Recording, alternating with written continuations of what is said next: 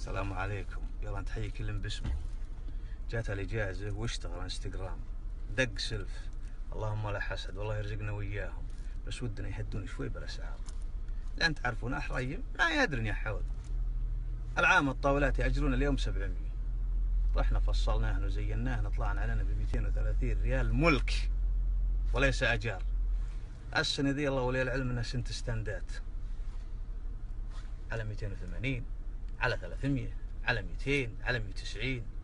ولو تروح لمحداد الحديد طوله 6 متر 21 ريال او 19 ريال، يفصله لك 3 ستاندات وفايض حديد خله شنكار للذبايح.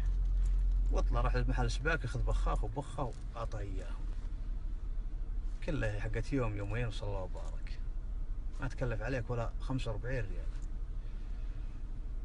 انتبهوا بارك الله فيكم. هذا ستاندت ان شاء الله وناخوت، يقصقص ويصنفر ويعطى البخاخ، إلا منو شافها الواحد يشريها ب600. بسم الله عليك خويك.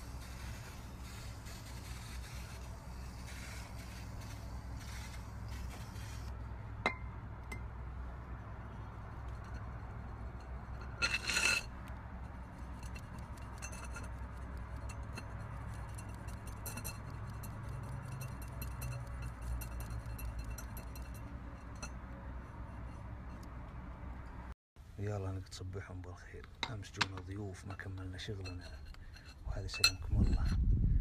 وقلنا لكم اللي بيصنفر بديته عند محلات السباك 2 بريال. الانسانك تبي تجيب زي ذي وتركب له ريشة صنفر.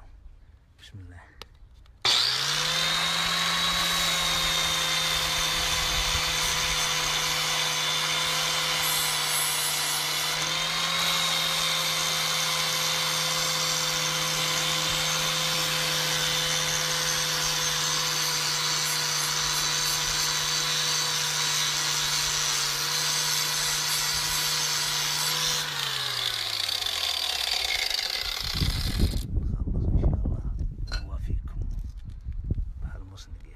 بتطلع نيو.